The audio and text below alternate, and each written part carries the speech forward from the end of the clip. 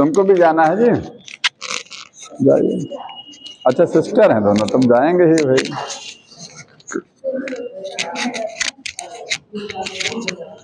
देखिए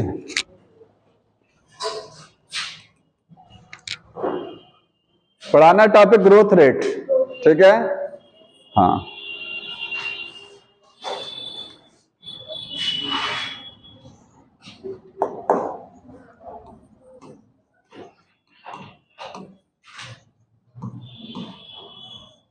जैसे आपने पढ़ा होगा, रेट का मतलब होता है पर यूनिट टाइम, ठीक है। तो ग्रोथ रेट का मीनिंग क्या है? Growth per unit time. एक यूनिट टाइम में कितनी ग्रोथ हुई है, इसको इधर देख लीजिए बेटा सब लोग। एक यूनिट टाइम में कितनी ग्रोथ हो रही है, इसको क्या बोलेंगे? Growth rate. जैसे मान लीजिए इलोंगेशन हो रहा है स्टेम का, हाइट बढ़ रहा है, यूनिट टाइम में कितनी हाइट बढ़ी। वेट बढ़ रहा है तो यूनिट टाइम में कितना वजन बढ़ गया प्लांट के बॉडी का, या प्लांट के उसके किसी पार्ट का, स्टेम का हुआ, रूट का हुआ, ठीक है। इसको ग्रोथ रेट बोलते हैं। अब ग्रोथ रेट देखिए कितने टाइप्स है, इसमें देखना है इसके टाइप्स। हाँ तो यहां पर इसके मैं लिख रहा हूं ग्रोथ रेट क्या है? Growth per unit time. इसीलिए ग्रोथ बुक में लिखा है it can be expressed mathematically. इसको हम क्या कर सकते हैं? मैथमेटिकली एक्सप्रेस कर सकते हैं। समझ में आया? क्योंकि उसको क्लियर कर दीजिए, नहीं आ रहा था। देख लो बेटा, सही करिए उसको थोड़ा सा। हम ग्रोथ रेट को क्या मेजर कर सकते हैं? मैथमेटिकली मेजर कर सकते हैं, ठीक है। अब ग्रोथ रेट देखिए इसके टाइप हैं, दो टाइप का है, अरिथमेटिक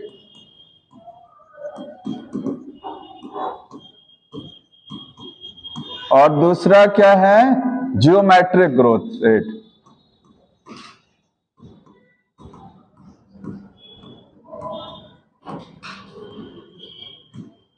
दो टाइप का है, अरिथमेटिक ग्रोथ रेट और जियोमेट्रिक।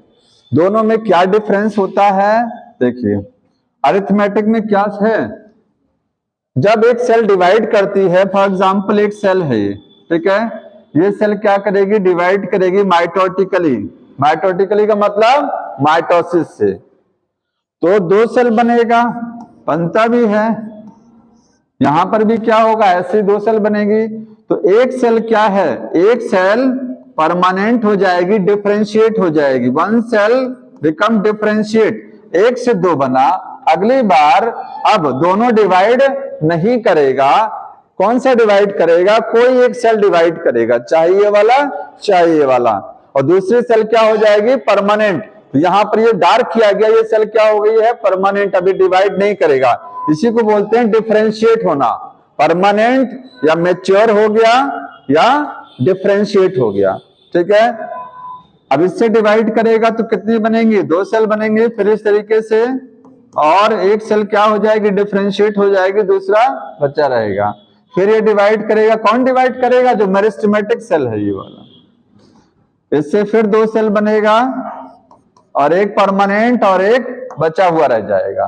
एक सेल परमानेंट हो जाती है और एक सेल नॉर्मल बची रहती है, वो अगली बार डिवाइड फिर वही करती है, ठीक है।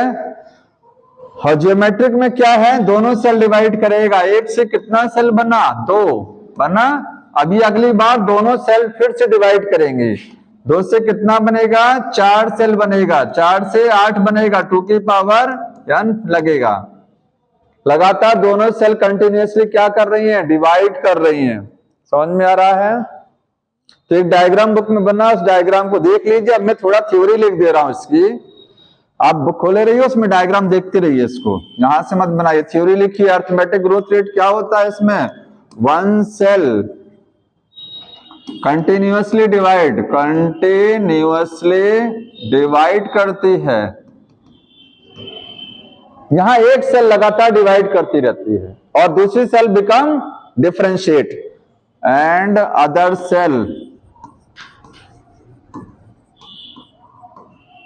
बिकम मैच्योर और डिफरेंशिएट।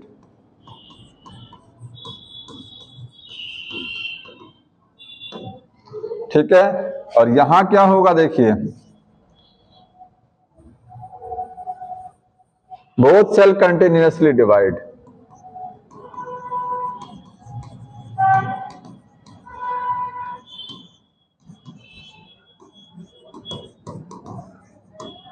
दोनों सेल लगातार डिवाइड करेगी। ठीक, डायग्राम बुक से बना लीजिएगा। अब देखा जाए ये वाला ग्रोथ कहां होता है, तो प्लांट में दोनों ग्रोथ हैं। ठीक है, अगर कहा जाए कि ओवरऑल ग्रोथ में जनरली कौन सी ग्रोथ होती है प्लांट या एनिमल में, तो ये वाला होता है जियोमेट्रिक। प्लांट में भी मोस्टली यही वाली ग्रोथ होती है। फिर ये कहां होता है, ये कुछ जगहों पर होता है।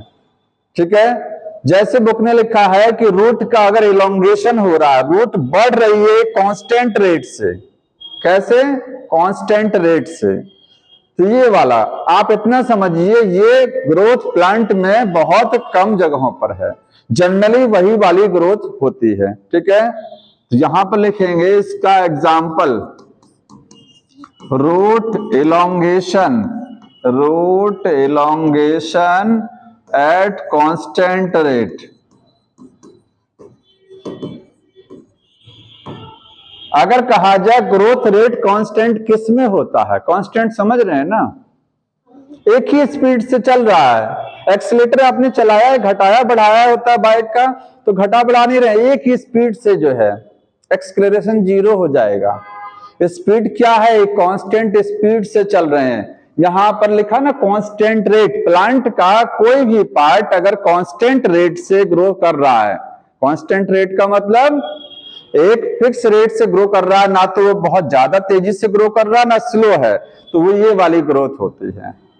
और जनरली ऐसा होता ही नहीं है।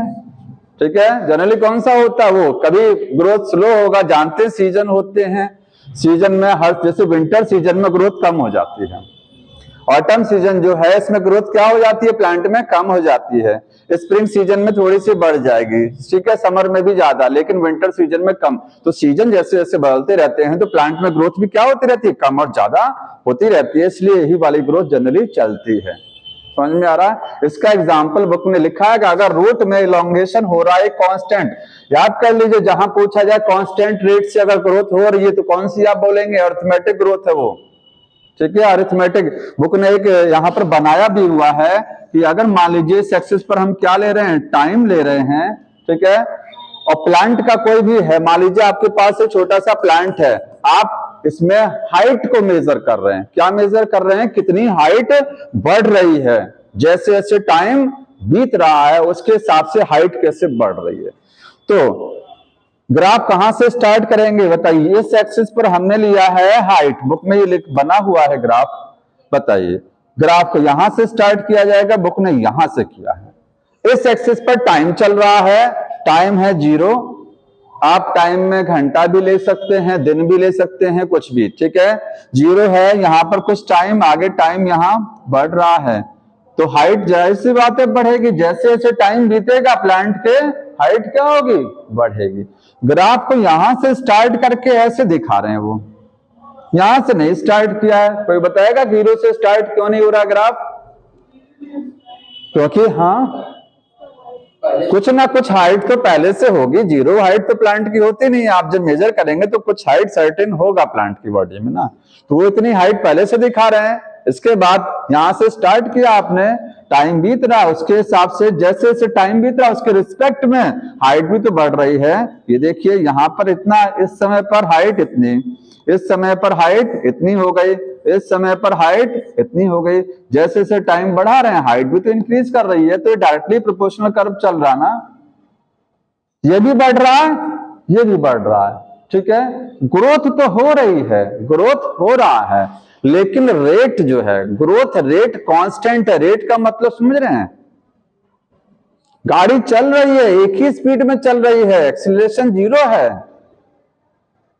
वही समझिए, यहां कोई एक्सीलरेशन नहीं हो रहा है। यहां लिखा ग्रोथ रेट अगर कांस्टेंट होता है तो कौन सी ग्रोथ मानी जाती है, अरिथमेटिक मानी जाती है। टाइम के रिस्पेक्ट में ग्रोथ भी हो रही है, जितना टाइम बीत रहा उसी हिसाब से ग्रोथ हो रही है। ठीक है, तो ग्रोथ तो हो रही है, ग्रोथ इंक्रीज कर रही है, ग्रोथ हो रही है, बट क्या है वो कांस्टेंट, वो आप कहेंगे constant growth rate constant, growth constant नहीं है। यहां पर देखिए मैंने लिखा है ग्रोथ रेट कांस्टेंट है, कांस्टेंट रेट क्या है, ग्रोथ का। ठीक है, ग्रोथ कांस्टेंट नहीं है, अरिथमेटिक में ग्रोथ तो होती है ना, समझ रहे हैं ना, केवल रेट का मतलब ग्रोथ रेट जो है, ठीक है, किस रेट से हो रही है, तो वो आप कांस्टेंट बोले, एक फिक्स रेट से वो चल रहा है, एक फिक्स रेट से ग्रोथ हो रही है, ना बढ़ रही है ज्यादा ना घट रही है, लेकिन ग्रोथ हो रही है, ठीक है। तो समझ रहे ना, ग्रोथ रेट कांस्टेंट का मतलब देखिए ये, ठीक, उस वाले में कांस्टेंट नहीं होता ग्रोथ रेट, घटता और बढ़ता ग्रोथ रेट है, एक्सेलरेशन कभी फास्ट होगा कभी स्लो हो जाएगा, ठीक है। तो ये कर्व बुक में समझाया गया इस तरीके से। अब अगर इसका इक्वेशन देखेंगे, इसका एक फॉर्मूला होता है L T equal to L naught plus R T, ये इसका फॉर्मूला है, ठीक है। एल टी क्या है, किसी टाइम टी पर लेंथ, प्लांट की हाइट या प्लांट के किसी भी पार्ट की आप लेंथ ले रहे हैं, जैसे रूट की लंबाई नाप रहे हैं, कितनी रूट की ग्रोथ हुआ तो लेंथ नापेंगे ना, उसमें वजन तो नहीं नापेंगे, क्या नापेंगे, लेंथ। हाइट में, हाइट है तो वो भी लेंथ ही तो हुआ, तो ये टी टाइम पर लेंथ कितनी है सब समझ रहे हैं, इसमें मैं लिख नहीं रहा हूं, बुक में लिखा है ये इनिशियल टाइम पर, जीरो टाइम पर जब आपने मेजर किया था कर्व को, यहां से स्टार्ट किया था ना, यही आपका इनिशियल टाइम है ये, ठीक है, यहां से, तो यहां पर कितनी लेंथ थी, तो ये है एल नॉट, क्या है ये एल नॉट, ये है, ये देखिए है ना, इनिशियल लेंथ है ये शुरुआती वाली, और आप यहां पर मेजर किए ये टाइम, अगर आप कर्व को यहां ले गए तो एल टी क्या है, ये है फाइनल लेंथ, ये है, ठीक है, एल नॉट ये है इतना वाला, ये इतना नीचे, समझ में आ रहा है, एल टी फाइनल लेंथ हो गया, कितनी फाइनल पहुंचे। आर क्या है यहां पर, ग्रोथ रेट है, ठीक है, आर क्या है, वो ग्रोथ रेट है, और टी टाइम है, तो यहां ग्रोथ रेट क्या होता है, कांस्टेंट होता है, ठीक है। तो ये इसका एक इक्वेशन दिया, इसका एक डायग्राम ग्राफ बना के दिखाया गया बुक में वो। अब एक और चीज दिया, देखिए इसी में जो दो कर्व आपको बुक में दिखाए गए हैं, एक चीज और समझाया गया, जब प्लांट में जायगोट बनता है, क्या बनता है, जायगोट, ये डायग्राम बुक में बना, इस पर ये वाला देखिए, ये वाला डायग्राम देख रहे हैं, नीचे वाला, ये इसमें कुछ समझ में आ रहा है, ये तो मैंने आपको समझा दिया कि दो तरीके की ग्रोथ, अरिथमेटिक और ज्योमेट्रिक। अरिथमेटिक को, और ये नीचे की ये डायग्राम समझा रहे हैं, इसमें बोल रहे हैं कि प्लांट में दोनों तरीके का ग्रोथ होता है, अरिथमेटिक भी होती है और ज्योमेट्रिक। ज्यादातर कौन सी होती है, ज्योमेट्रिक, जब प्लांट बड़ा हो गया तो ज्योमेट्रिक चलती है, लेकिन सबसे पहले कौन सी होती है, देखिए इनिशियली अगर शुरुआत में देखा जाएगा तो सबसे पहले है ज्योमेट्रिक ग्रोथ, जायगोट है, जायगोट क्या है, एक सेल, मैं यहां डायग्राम बना दे रहा हूं, उसको देखिए, ये देखिए ये जायगोट है, कैसे बनता है, मेल और फीमेल गैमेट के फर्टिलाइजेशन से बनता है जायगोट। जायगोट डिवाइड करेगा, कितनी सेल बनेंगे, 2, फिर डिवाइड करेगा, कितने बनेंगे, 4, ठीक है, फिर 8, 16 ऐसे चलता रहता है, ये जायगोट हो गया। अब इसके बाद में शुरुआत में, मतलब प्लांट में शुरुआत में कौन सी ग्रोथ होती है, ज्योमेट्रिक ग्रोथ। ये एक सेल था, इसने डिवाइड करके 2 सेल बनाया, फिर इसने डिवाइड किया, 2 इससे बना, 2 इससे बना, 4, 4 से 8, 8 से 16 चले, लेकिन कुछ समय बाद क्या होता है, फिर ऐसा नहीं होता, क्योंकि अगर यही क्रम चलता रहेगा तो परमानेंट टिश्यू कैसे बनेगा, एक होता है ना मेरिस्टेमेटिक टिश्यू, जानते हैं ना, तो मेरिस्टेमेटिक टिश्यू क्या करता है, वो जब डिवाइड करता है, मेरिस्टेमेटिक टिश्यू डिवाइड करेगा तो 2 सेल बनाएगा, ठीक, और एक सेल को क्या, एक सेल परमानेंट हो जाती है, क्या बनी रहती है, मेरिस्टेमेटिक। कभी मेरिस्टेमेटिक टिश्यू डिवाइड करके दोनों परमानेंट सेल नहीं बना देता, अगर दोनों परमानेंट बना देगा तो मेरिस्टेमेटिक तो खत्म हो जाएगा, अगली बार डिवीजन कैसे होगा। आप जानते हैं प्लांट में स्टेम पर और रूट की टिप पर मेरिस्टेमेटिक टिश्यू होता है, वहां सेल डिवीजन चलता है, उसकी सेल जब डिवाइड करती हैं तो उन्हीं से क्या बनता है, परमानेंट टिश्यू बनता है ना। तो जब वो डिवाइड करता है तो 1 से 2 सेल बनाया, तो उसमें दोनों सेल को परमानेंट नहीं करता है, ठीक है। मेरिस्टेमेटिक टिश्यू की जितनी भी सेल हैं वो जब डिवाइड करती हैं तो सभी सेल से 2 सेल बनेंगी, लेकिन वो सारी सेल परमानेंट नहीं होती हैं, हो जाएंगी तो फिर अगली बार कैसे मेरिस्टेमेटिक बचा रहेगा, फिर कैसे लेंथ बढ़ेगा। तो शुरुआत में कौन सी ग्रोथ चलती है, ज्योमेट्रिक, उसके बाद में इसी में से क्या होगा, इसी में से जब ये सेल डिवाइड करेगा तो इसमें एक सेल अब क्या हो जाएगी, परमानेंट, और एक सेल क्या बने रहेगी, मेरिस्टेमेटिक। ठीक है। हाँ, तो ये मैं एक लाइन लिख दे रहा हूं यहां पर, इसके बाद में इसमें ज्यादा नहीं समझना है। देखिए इनिशियली, शुरुआत में इनिशियली क्या होता है, इनिशियली ज्योमेट्रिक ग्रोथ होती है, geometric growth in plant. Plant में शुरुआती दौर में कौन सी ग्रोथ हो रही है, ज्योमेट्रिक, एम्ब्रियोनिक, अर्ली एम्ब्रियो में।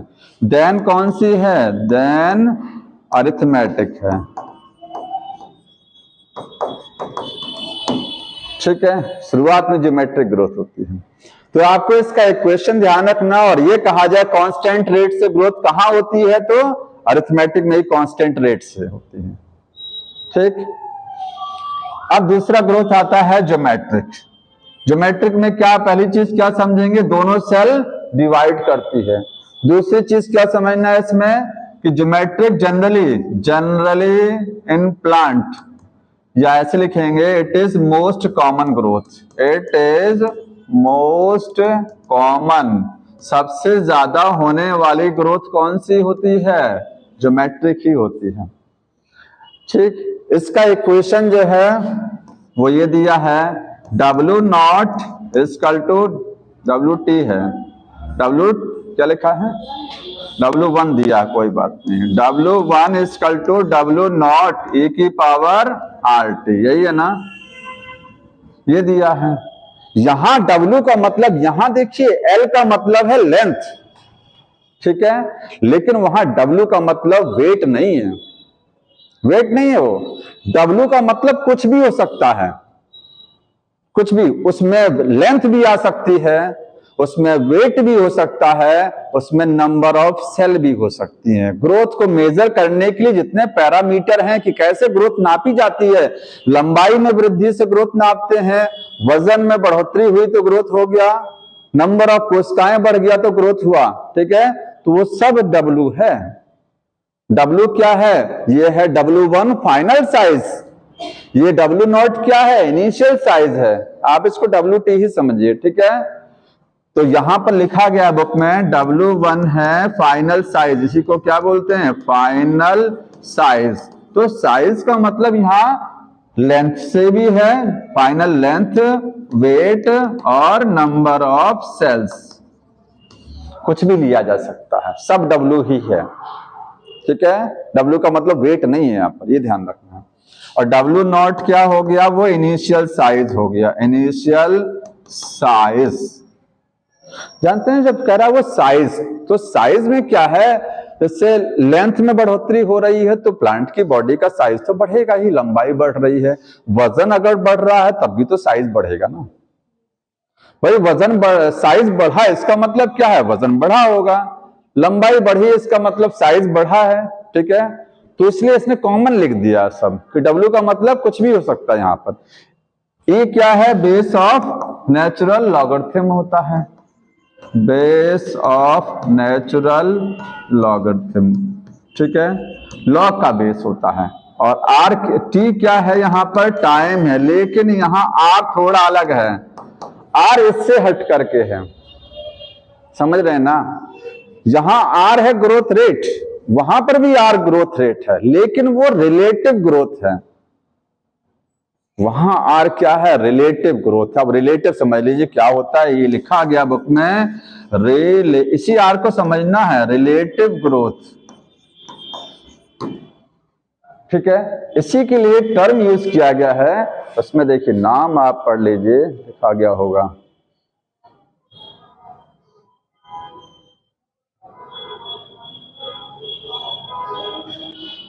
बता रहे हैं, एक मिनट।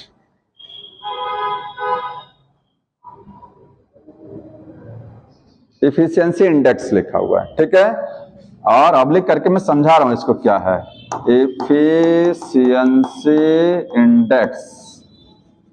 ठीक है, अब यहां रिलेटिव ग्रोथ समझ लीजिए क्या होता है, यही अगला टॉपिक दिया है कि रिलेटिव ग्रोथ होती क्या है।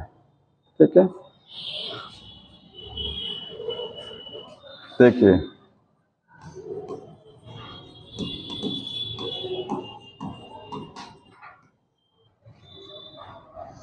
आपके पास मान लीजिए नंबर है 4 एक डिजिट है, ठीक है, और 4 से बढ़ोतरी हुई कितना हो गया 10,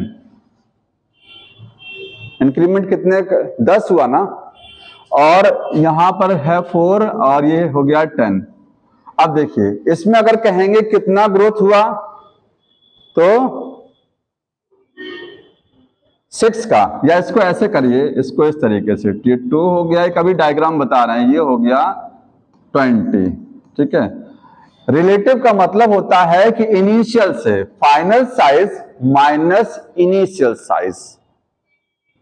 फाइनल साइज मान लीजिए 20 है और इनिशियल कितना है 2 है, तो कितना रिलेटिव ग्रोथ, कितना हुआ ग्रोथ 18 का हुआ। कितने का हुआ 18 का। और यहां पर 4 है, यहां 10 हो गया, यहां कितने का हुआ 6। तो इनिशियल साइज पर डिपेंड करता है। रिलेटिव ग्रोथ किस पर डिपेंड करती है, जैसे रिलेटिव वेलोसिटी पढ़े होंगे ना फिजिक्स में, होता है एक नॉर्मल वेलो, एक होता है रिलेटिव वेलोसिटी। तो रिलेटिव ग्रोथ का मतलब ग्रोथ को नापते किससे हैं, शुरुआत से, ठीक है, उसको कंपेयर करते हैं इनिशियल से, ठीक। तो यहां पर रिलेटिव ग्रोथ कितनी हो रही है 18।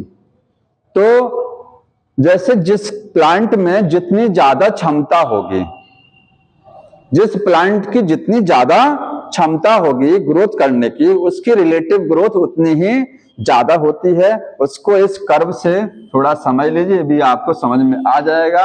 ये देखिए आगे लिखा बुक में कि ग्रोथ 2 टाइप की है, एक है absolute growth, absolute growth, next topic देखिए लिखा है, और दूसरा कौन सा है, रिलेटिव ग्रोथ। 2 तरीके का ग्रोथ है। वो अब तक क्या पढ़ रहे थे, ग्रोथ रेट पढ़ रहे थे। अब ये है ग्रोथ के 2 टाइप है, रिलेटिव और एब्सोल्यूट। जैसे एक लीफ लिया गया, उसमें लीफ का साइज उन्होंने लिखा है कि 5 सेंटीमीटर स्क्वायर। लीफ में ग्रोथ को कैसे मेजर करते हैं, एरिया के माध्यम से। लीफ में कभी लंबाई नहीं नापते हैं, क्योंकि लीफ जब ग्रो करती है तो लेंथ भी बढ़ती है और चौड़ाई भी बढ़ती है, तो हम एरिया लेते हैं। लीफ में ग्रोथ को नापने का तरीका क्या है, कितना एरिया बढ़ा, क्योंकि मोटाई तो ज्यादा नहीं बढ़ती है लीफ की। लीफ में क्या बढ़ता है, एरिया ही तो बढ़ता है ना। आप एक यंग छोटी लीफ ले लीजिए, बड़ी लीफ ले लीजिए, मोटाई में ज्यादा अंतर नहीं आएगा, ठीक है, एरिया बढ़ता लीफ में। तो एक लीफ आपके पास है 5 सेंटीमीटर स्क्वायर इनिशियल साइज, इसका फाइनल साइज कितना हो गया, इसका फाइनल साइज हो गया 10 सेंटीमीटर स्क्वायर, ठीक है। दूसरा लीफ आपके पास में है 50 सेंटीमीटर स्क्वायर की लीफ है, इसका एरिया कितना है 50 सेंटीमीटर स्क्वायर, और इसमें साइज बढ़ा तो कितना हो गया 55 सेंटीमीटर स्क्वायर। ये फाइनल साइज है W1, ये इनिशियल साइज है W0। ऐसे यहां पर W0 क्या है 5 सेंटीमीटर स्क्वायर, फाइनल साइज क्या है, बढ़ गया लीफ का एरिया, तो ये W1। समझ में आ रहा है ना, W1 W0 ये, ठीक है। यहां पर कितनी ग्रोथ, अगर मैं कहूं कितना ग्रोथ हुआ है, तो आप देखिए 5 सेंटीमीटर स्क्वायर था पहले, 10 हो गया, कितने का डिफरेंस आया 5 सेंटीमीटर स्क्वायर, ठीक है। तो 5 सेंटीमीटर स्क्वायर जो है टोटल ग्रोथ हुआ, टोटल ग्रोथ, ये फर्स्ट केस में। दूसरे में कितना हुआ है 5 सेंटीमीटर स्क्वायर, इसमें भी है नहीं है, 5 सेंटीमीटर स्क्वायर टोटल ग्रोथ है। तो एब्सोल्यूट ग्रोथ क्या होती है, यही जितना ग्रोथ है उसी को बोलते हैं एब्सोल्यूट ग्रोथ।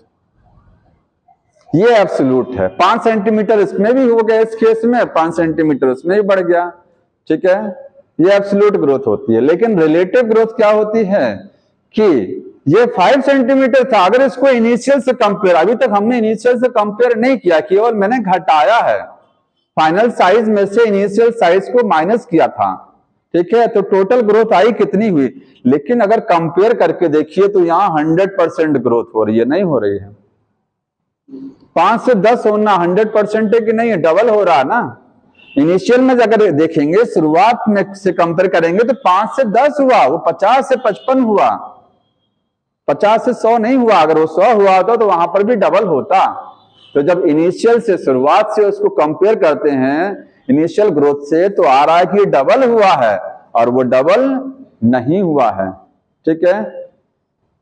अच्छा, जैसे कैसे निकालेंगे तो देखिए 10 सेंटीमीटर स्क्वायर फाइनल साइज है, इसमें से इनिशियल कितना है 5 है, और इनिशियल पहले कितना था, तो यही तो होता ना परसेंट शुरू फाइनल साइज 10, फाइनल में से इनिशियल घटाएंगे तो आ जाएगा कितनी ग्रोथ हुई, और जब इसको इनिशियल से कंपेयर करेंगे तो अपॉन क्या करेंगे इनिशियल साइज, तो जब ये आ जाएगा तो बचेगा 5/5, तो 100 से मल्टीप्लाई भी करेंगे परसेंट निकालने के लिए, तो कितना आएगा ये 100% आ गया, नहीं आया क्योंकि इनिशियल से कंपेयर किया जा रहा है।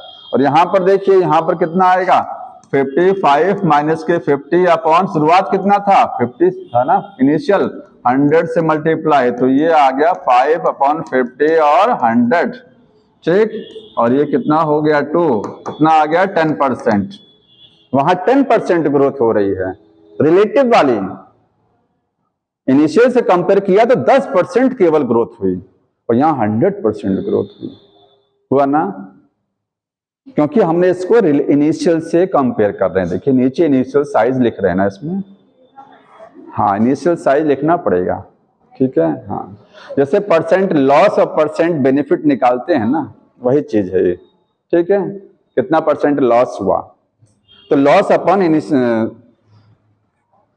हाँ ये वैल्यू रखते हैं। तो एब्सोल्यूट ग्रोथ समझ में आया कि टोटल ग्रोथ, एब्सोल्यूट का मतलब सीधे सीधे फाइनल में से क्या करेंगे इनिशियल को माइनस कर देंगे तो आ जाएगा एब्सोल्यूट ग्रोथ, लेकिन रिलेटिव निकालने के लिए हम उसको इनिशियल से कंपेयर करेंगे, तब आती है रिलेटिव ग्रोथ। तो यहां पर एक चीज लिखना जरूरी है कि रिलेटिव ग्रोथ डिपेंड्स करती है, किस पर डिपेंड करती है, ऑन इनिशियल साइज, वो इनिशियल साइज पर डिपेंड करती है, उससे कंपेयर कराया जाता है, ठीक है। और एब्सोल्यूट ग्रोथ क्या है, ये टोटल ग्रोथ है, ये है टोटल ग्रोथ, और अगर यूनिट टाइम ले लेंगे तो क्या हो जाएगा ग्रोथ रेट आ जाएगा, भाई ये टोटल ग्रोथ है, अगर इसको टाइम के रिस्पेक्ट में ले लेंगे नीचे टाइम से डिवाइड कर देंगे तो आ जाएगा ग्रोथ रेट, यह भी ग्रोथ है केवल ये, ठीक है। तो रिलेटिव ग्रोथ डिपेंड करती है इनिशियल साइज। अब मैंने अभी एक पिछले पे लिखा था कि रिलेटिव ग्रोथ को हम लोग एक चीज और बोलते हैं एफिशिएंसी इंडेक्स। तो एफिशिएंसी इंडेक्स समझ रहे हैं, एक क्वेश्चन लिखा गया होगा प्लांट की, अगर कोई लीफ प्लांट की छोटी है और एक लीफ प्लांट की क्या है बड़ी है, छोटी लीफ में रिलेटिव ग्रोथ, छोटे प्लांट के अगर प्लांट यंग है प्लांट छोटा है तो उसमें रिलेटिव ग्रोथ ज्यादा होगा कि प्लांट बड़ा है तब ज्यादा होगा, छोटा ज्यादा होता है, क्योंकि आप ऐसे सोचिए छोटे बच्चे जो होते हैं वो बड़े तेजी से ग्रो करते हैं, बहुत फास्ट ग्रो करते हैं, जब वो बड़े हो जाते हैं तब कितना ग्रो करेंगे, वो थोड़ी सी ग्रोथ होती है ना, ठीक है। तो इसमें इन्होंने इस केस में 100% ग्रोथ हुआ है, क्योंकि ये प्लांट की लीफ क्या थी छोटी थी, तो जो पार्ट छोटा रहेगा यंग रहेगा, यंग पार्ट में रिलेटिव ग्रोथ ज्यादा होती है क्योंकि वो पहले से ही छोटा रहता है, और दूसरी चीज क्या है यंग स्टेज में ग्रोथ भी तो बहुत फास्ट होती है, तो इसीलिए क्या है ये डबल हो जा रहा है साइज, वहां डबल नहीं हो रहा है क्योंकि पहले से ही क्या है ज्यादा है, 50 है ना ये, अब कितना बढ़ेगा, बहुत ज्यादा नहीं बढ़ेगा अपना, अगर इनिशियल से कंपेयर करेंगे तो कितना आया आपका 10% तो आ रहा है। तो एक पॉइंट ये भी लिखिएगा, एक तो हो गया रिलेटिव ग्रोथ किस पर डिपेंड करती है इनिशियल साइज पर, और दूसरा यही पॉइंट करके लिख लीजिएगा इसमें कि रिलेटिव ग्रोथ मोर ज्यादा होती है in young part of plant, plant के यंग पार्ट में रिलेटिव ग्रोथ ज्यादा होती है क्योंकि वो बहुत तेजी से ग्रो करते हैं, रीजन इसका ये है। तो एफिशिएंसी इंडेक्स समझ रहे हैं, जिसका एफिशिएंसी ज्यादा होगा, बहुत सारे प्लांट को आप देखते हैं एक ही बीज को दो जगह बोया गया, एक प्लांट बहुत जल्दी से ग्रो कर गया एक बहुत धीरे धीरे ग्रो कर रहा है, हो सकता है उसको इन्वायरमेंट नहीं मिल रहा है, वो सॉइल में मॉइस्चर नहीं है वहां पर, ठीक है, न्यूट्रिएंट नहीं है, तो जो बहुत तेजी से ग्रो कर रहा है इसका मतलब उसकी एफिशिएंसी ज्यादा, उसकी क्षमता ज्यादा है। तो रिलेटिव ग्रोथ क्या होती है एफिशिएंसी इंडेक्स को बताती है, क्योंकि जितना ज्यादा ताकत होगा उतनी ही तो जल्दी जल्दी ग्रो करेगा, और जितना जल्दी जल्दी ग्रो करेगा उसका रिलेटिव ग्रोथ उतना ही ज्यादा आएगा, इसका मतलब उसके अंदर एफिशिएंसी ज्यादा है।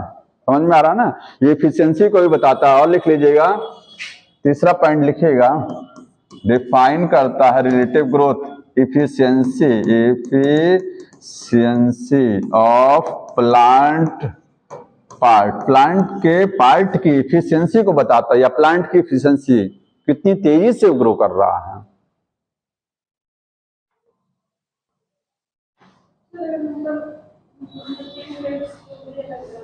क्या नंबर चेंज कर दें बताइए? हाँ ये ना, ये 5 कह रहे हैं, ये चेंज कोई बात नहीं। आप इस तो ये तो चाहिए कि एग्जांपल बताया गया कि 5 से आप 4 ले सकते हैं, 10 ले सकते हैं, तो वो डबल दिखा रहा है। वो जरूरी नहीं डबल हो जाए, ऐसा नहीं होता कि डबल ही हो जाता सीधे फाइनल साइज, नहीं, ठीक है। 80% भी हो सकता है, 60% भी हो सकता है, लेकिन दिखा रहे हैं कि वहां कम बढ़ेगा, क्योंकि वो पहले से जब प्लांट बड़ा हो गया बहुत ज्यादा ग्रोथ नहीं होती है। अंतर दिखा रहे हैं कि 5 सेंटीमीटर इसमें भी बढ़ा, 5 इसमें भी बढ़ाता है, फ्रूट तो बराबर है, लेकिन रिलेटिव अगर आप इनिशियल से कंपेयर करेंगे इसको, तो यहां तो डबल हो जा रहा है, वहां डबल नहीं हो रहा है। समझ में आया? अब देखिए एक कर्व दिखाया गया बुक में, कि कौन सा वाला कर्व, जो आपका ज्योमेट्रिक ग्रोथ है, जियोमेट्रिक ग्रोथ है, उसका जो कर्व है, ठीक है, वो कर्व कैसा होता है? सिग्मोइड कर्व कैसा आता है? सिग्मोइड कर्व, ठीक है। फिर से पेज पर बैक चले जाइए, उस पर एक कर्व दिया हुआ है, सिग्मोइड कर्व ऐसा बनता है। अभी तक आपने जो अर्थमेटिक कर्व देखा था वो कैसा बना था? अर्थमेटिक कुछ इस तरीके से था, ये वाला ना, डायरेक्टली प्रोपोर्शनल चल रहा था। यहां पर क्या बनेगा? सिग्मोइड कर्व बनेगा। इस पर अगर टाइम लेंगे आप, और इस पर क्या लेंगे? डब्लू, ठीक है, डब्लू वही है फाइनल साइज होता है। हाँ, और स्टार्ट करा रहे हैं, यहां कहां से स्टार्ट करा रहे हैं? यहां 0 से स्टार्ट किया है, देखिए 0 से थोड़ा सा ऊपर, 0 नहीं है सॉरी, यहां से स्टार्ट कर रहे हैं। ये देखिए, इसको ऐसे चला रहे हैं ये, और इसको ऐसे, ये ग्राफ समझ रहे हैं ना, सिग्मोइड कर्व आता है। ये वाली स्टेज देख रहे हैं, इसमें अगर कहा जाए कितनी स्टेज होती है, ये कर्व ऐसा क्यों ये डायरेक्ट सीधे नहीं चला गया ये? क्योंकि इन्वायरमेंट में कंडीशन पूरे 12 महीने बदलती रहती हैं, एक समय मौसम एक जैसा नहीं होता है, ठीक है। तो उसी हिसाब से ग्रोथ भी क्या होती है? चेंज होती रहती है। मान लीजिए कोई सीड है, उस सीड को मिट्टी में जब बोया जाता है तो सबसे पहले क्या होगा? क्या वो तत्काल प्लांट बना लेता है? नहीं, देखते हैं कुछ समय बाद वो आंखा जब फेंकेगा, जर्मिनेट करेगा, तो तुरंत जर्मिनेट नहीं करता है, तुरंत वो जर्मिनेट नहीं करता है, तुरंत वो ग्रोथ नहीं चालू किया। आप कहीं गए, ठीक है, तो वहां पर जाकर के पहले आपने आपको, जैसे मान लीजिए आप अनजान जगह पर गए हैं, तो क्या वहां जाकर के तत्काल बोलना चालू कर देते हैं? पहले माहौल बनाते हैं, थोड़ा सा एडजस्टमेंट करते हैं, वहां से फैमिलियर होते हैं, परिचित होते हैं, इसके बाद बातचीत स्टार्ट करते हैं, ठीक है। तो यहां पर इनिशियल शुरुआत में जैसे सीड को जब सॉइल में रखा गया, तो ये सीड क्या है? तुरंत ये नया प्लांट नहीं बना दिया, क्योंकि ये पहले अपने आप को क्या करता है? एडजस्ट करता है, उस सॉइल में अपने आप को एडजस्ट किया, ठीक है, क्योंकि सॉइल इसके लिए एक नई जगह है, ठीक। तो ये जो स्टार्टिंग की फेज देख रहे हैं, इसमें ग्रोथ जो हो रही है बहुत कम, शुरुआती ग्रोथ क्या होती है? बहुत कम होती है। इसी को क्या बोलते हैं? Lag phase. अगर कहा जाए कितनी फेज आती हैं ज्योमेट्रिक में, तो पहली फेज कौन सी होती है? लैग फेज होती है। लैग फेज में ग्रोथ क्या है? बहुत स्लो होती है, वेरी स्लो ग्रोथ होती है। ऐसा क्यों होता है? क्योंकि यहां पर एडजस्टमेंट होता है। क्या होता है? एडजस्टमेंट, ठीक है। कोई ऑर्गेनिज्म, कोई प्लांट अपने आप को एडजस्ट करता है, यही है फेज ऑफ एडजस्टमेंट। इसी को बोलते हैं फेज ऑफ एडजस्टमेंट। इसके बाद यहां से देखिए, यहां से कुछ लग रहा है जैसे डायरेक्टली प्रोपोर्शनल ये कर्व चल रहा है ना, ये इसी यहां से यहां तक क्या है? ये लॉग फेज, इसको हम लोग बोलेंगे लॉग, ठीक है। तो जब प्लांट थोड़ा सा छोटा सा बड़ा हो गया, इसके बाद वो तेजी से ग्रो करता है, इसके बाद वो तेजी से ग्रो करेगा, जैसे जैसे टाइम बीतेगा उसके हिसाब से वो ग्रो भी करेगा, समझ रहे हैं ना, ये डायरेक्टली प्रोपोर्शनल चलेगा। शुरुआत में प्लांट जब जर्मिनेट नहीं किया रहता है तो ग्रोथ बहुत कम रहती है, जैसे ही वो जर्मिनेट करेगा इसके बाद उसमें ग्रोथ क्या हो जाएगी, फास्ट हो जाती है। इस फेज को बोलते हैं लॉग फेज। सबसे ज्यादा ग्रोथ कहां होती है, लॉग फेज में, ठीक है। यहीं पर लिखेंगे मैक्सिमम ग्रोथ है, यहां पर कौन सी है, मैक्सिमम ग्रोथ हो गया, ठीक। इसके बाद सॉइल में न्यूट्रिएंट बहुत ज्यादा तो रहते नहीं हैं। हम लोग खाद क्यों मिलाते हैं, फर्टिलाइजर क्यों मिलाते हैं, सॉइल में न्यूट्रिएंट की कमी होती रहती है, ठीक है। प्लांट ग्रो कर रहा है, उसको न्यूट्रिएंट खींच रहा है अर्थ से, सॉइल से। तो ये जो आगे की फेज है ये क्या है, ये थोड़ा नेगेटिव, मतलब ये ग्रोथ अब कम हो रहा है। इधर ये फास्ट हो रहा था ग्रोथ, यहाँ ये ग्रोथ क्या है, कम है, ठीक है। तो इतने एरिया में ग्रोथ क्या हो रही है, कम हो रही है। ये क्या बताता है, न्यूट्रिएंट डेफिशिएंसी, न्यूट्रिएंट की कमी बताएगा। शुरुआत में न्यूट्रिएंट बहुत ज्यादा थे लेकिन फिर ग्रोथ क्यों कम हो रही थी।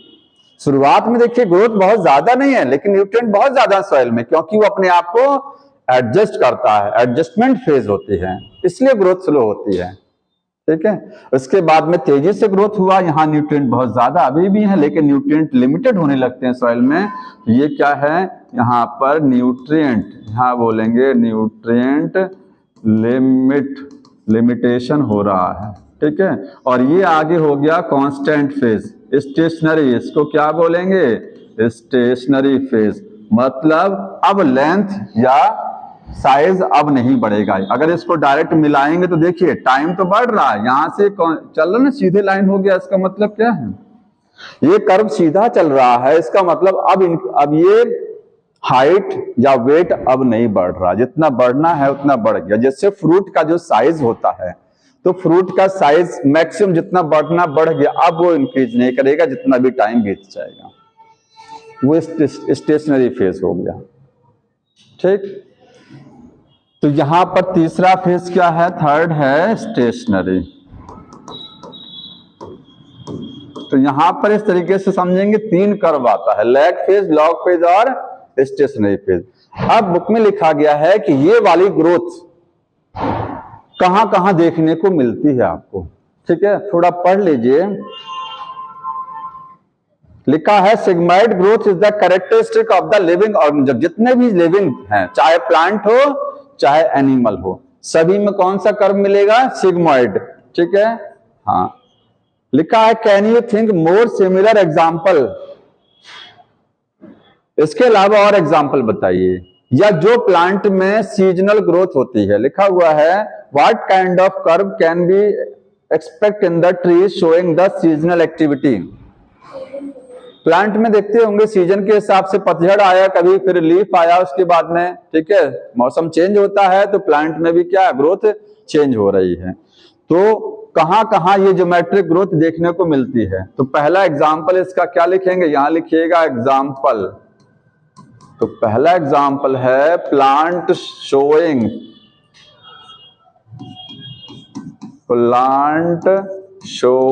Seasonal activity.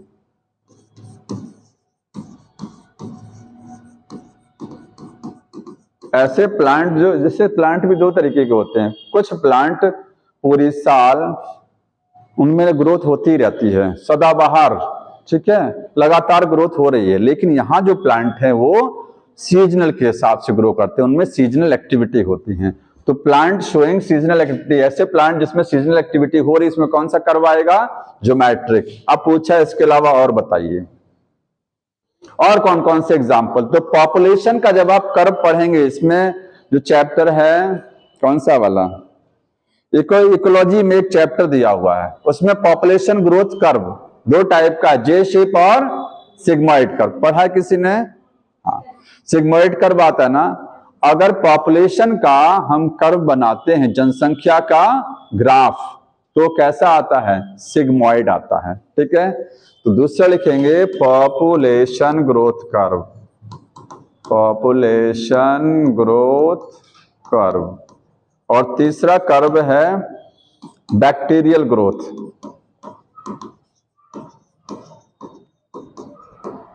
बैक्टीरिया में ग्रोथ होती है ना, बैक्टीरिया ग्रो करते हैं, 1 से 2, 2 से 4 बैक्टीरिया ऐसे होते रहते हैं। ठीक है, तो बैक्टीरिया में जो ग्रोथ होती है वो कौन सी वाली है, ज्योमेट्रिक है या सिग्मॉइड कर्व वाली है। लेकिन यहां लिख लीजिएगा bacterial growth in open system, close system, closed लिखेंगे, ये लिखिएगा क्लोज्ड सिस्टम।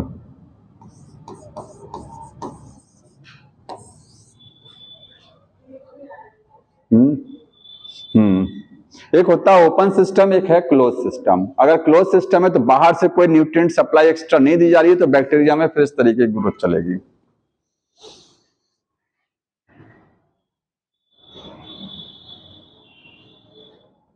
अगला टॉपिक दिया है कंडीशंस ऑफ ग्रोथ। ग्रोथ में कौन कौन सी कंडीशन होती हैं, हटा दें इसको।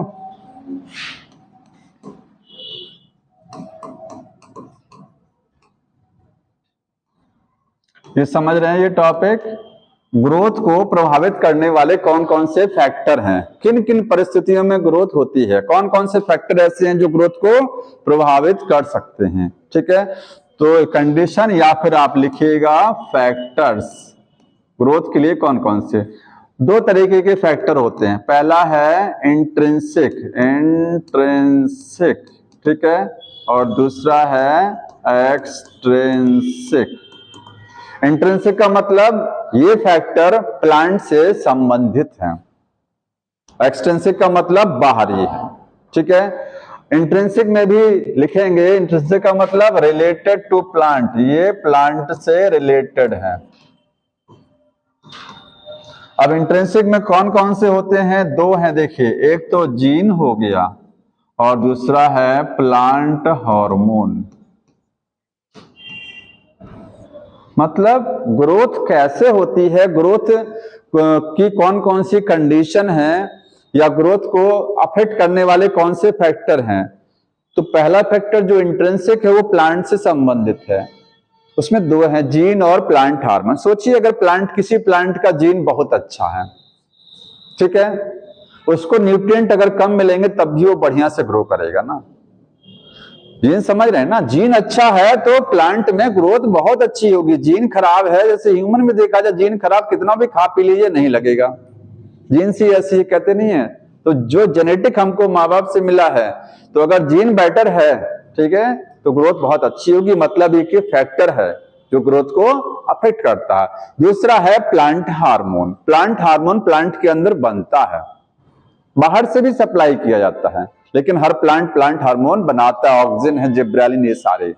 तो प्लांट हार्मोन की वजह से भी तो ग्रोथ अफेक्ट होती है कि नहीं होती। अगर कम बनेगा तो ग्रोथ कम होगी, ज्यादा बनेगा तो ज्यादा होगा। ठीक, तो ये 2 चीजें हो गया। एक्सट्रिंसिक में आएगा एनवायरमेंटल, एनवायरमेंटल मतलब वातावरण वाले बाहरी फैक्टर, उसको क्या बोलते हैं, एक्सट्रिंसिक फैक्टर, जो प्लांट से संबंधित नहीं है। इसमें कौन कौन से आएंगे, वाटर होगा पहला, ठीक है, दूसरा है ऑक्सीजन, तीसरा और कौन सा हो गया, टेम्परेचर। ठीक, वाटर, ऑक्सीजन, टेम्परेचर, लाइट हो गया, और एक बीच में लिख देते हैं न्यूट्रिएंट। ठीक है, इतने फैक्टर हैं किससे, बाहर वाले। अब वाटर कैसे अफेक्ट करता है, तो प्लांट को अगर वाटर नहीं मिलेगा तो प्लांट में ग्रोथ नहीं होगी ज्यादा। तो आखिर वाटर का रोल क्या है, क्या काम करता है वाटर प्लांट की बॉडी में, वो समझना है। आखिर वो काम नहीं होगा, अगर प्लांट को वाटर नहीं मिलेगा तो वो सारी चीजें डिस्टर्ब हो जाएंगी। तो वाटर का रोल क्या है, तो वाटर पहली चीज क्या है, मेंटेन द टर्जिडिटी। टर्जिडिटी समझते हैं, प्लांट जैसे दिन में अगर ज्यादा धूप पड़ेगी तो पौधे की लीफ मुरझा जाती हैं, विल्ट हो जाती हैं, टर्गर प्रेशर कम हो जाएगा। टर्जिडिटी का मतलब लीफ स्टेट अगर है तो टर्जिड है, लीफ मुरझा गया तो फ्लैसिड हो गया, टर्गर प्रेशर कम हो गया। तो सेल को एक तरीके से सेल को फुलाए हुए रखता है, पानी की वजह से सेल क्या रहती हैं, अपना शेप मेंटेन की रहती हैं, नहीं सेल्स मुरझा जाते हैं। तो पहला वाटर का रोल क्या है, मेंटेन करता है, मेंटेन टर्जिडिटी। टर्जिडिटी, टर्जिडिटी का मतलब टर्गर प्रेशर होता है। ठीक है, दूसरा है सेल इनलार्जमेंट, एनलार्जमेंट, पानी की वजह से सेल का साइज भी बढ़ता है। सेल डिवीजन के बाद जानते हैं कौन सी अवस्था आती है, सेल इलोंगेशन होता ना, वही इनलार्जमेंट है। तो सेल का साइज कैसे बढ़ेगा, जब तक वाटर नहीं रहेगा, ठीक है। और वाटर क्या करता है, affect enzymatic activity, enzymatic activity मतलब एंजाइम को, जानते हैं बॉडी में जितने भी एंजाइम होते हैं सब क्या हैं, सबको काम करने के लिए वाटर की जरूरत पड़ती है। बिना वाटर के एंजाइम काम नहीं करते हैं, ठीक है। जो एंजाइम होते हैं वो कैसे होते हैं, हाइड्रोलाइटिक एंजाइम होते हैं।